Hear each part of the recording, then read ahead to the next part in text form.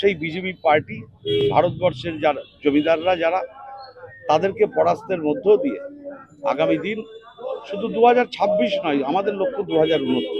আর বাংলার মানুষ পরিবর্তনের সাথে তৃণমূলকে বিসর্জন দেওয়ার জন্য পদ্ম ফুলে ভোট দেবে, তার বহিঃপ্রকাশ আমাদের সামনে মানুষ ঘটিয়েছে। আমি প্রার্থী ভোট চাইতে এসেছি সবার কাছে, ঠিক আছে? এখন চাইবে সবাই, যার যাকে মন যাবে সে তাকে দেবে। আমি আমার জন্য চাইবো।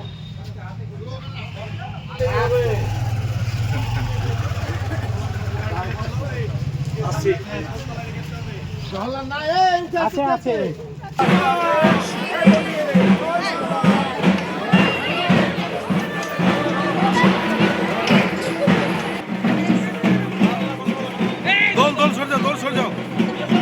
মুর্শিদাবাদ জেলা জুড়েই বেজেছে ভোটের বাদ্যি। শহর থেকে গ্রাম প্রচারের ময়দানে নেমেছে বিভিন্ন রাজনৈতিক দল।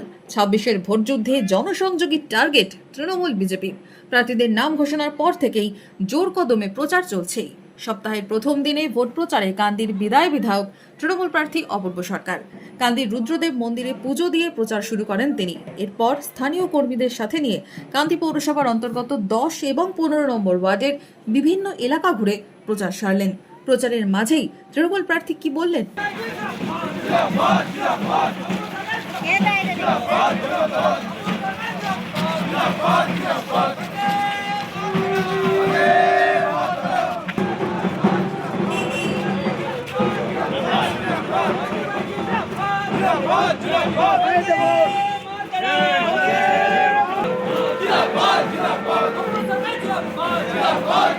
যে ভারতবর্ষ ইউনিটি ইন ডাইভার্সিটির পক্ষে, যা ভারতবর্ষের সংবিধান মান্যতা দিয়েছে, যা ভারতবর্ষের আত্মা, বহুত্বের মধ্যে ঐক্য, বিবিধের মধ্যে মিলন, এই লক্ষ্যে কিন্তু আমরা কাজ করে যাব, শান্তির সাথে, সম্প্রীতির সাথে, সমৃদ্ধির সাথে।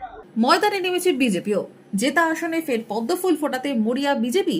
মুর্শিদাবাদের ডাঙ্গাপাড়া জিপি নাভিচণ্ডী মন্দিরে পুজো দিয়ে প্রচার করলেন মুর্শিদাবাদের বিদায়ী বিধায়ক বিজেপি প্রার্থী গৌরীশঙ্কর ঘোষ। হুলাসপুরে পাড়ায় পাড়ায় ঘুরে জনসংযোগ সারলেন। এরপর ডাঙ্গাপাড়া ভাটুপাড়া বাচি হয়ে কার্যালয় উদ্বোধন করেন দুপুরে। সকাল থেকেই চলে প্রচার পর্ব।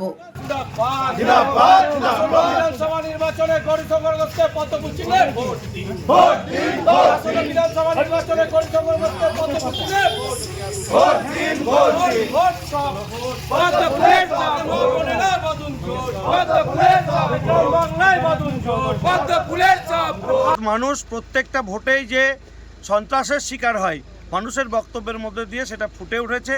তাই নির্বাচন কমিশন এবার কড়া ব্যবস্থা নিয়েছে, প্রত্যেক মানুষ শান্তিপূর্ণ পরিবেশে নিজের ভোট বুথে গিয়ে যেন দিতে পারে। আমাদের বিশ্বাস কমিশন এবার সবার ভোট দেওয়ার ব্যবস্থা করবে। 23 এপ্রিল ভোট মুর্শিদাবাদে। ভোটের আগে প্রচারের চেনা ছবি ফিরেছে জেলায়। পাড়ায় মহল্লায় ঢাক ঢোল স্লোগান হুল্লোড়ে জানান দিচ্ছে ভোট আসছে। Bureau report, imagine community media.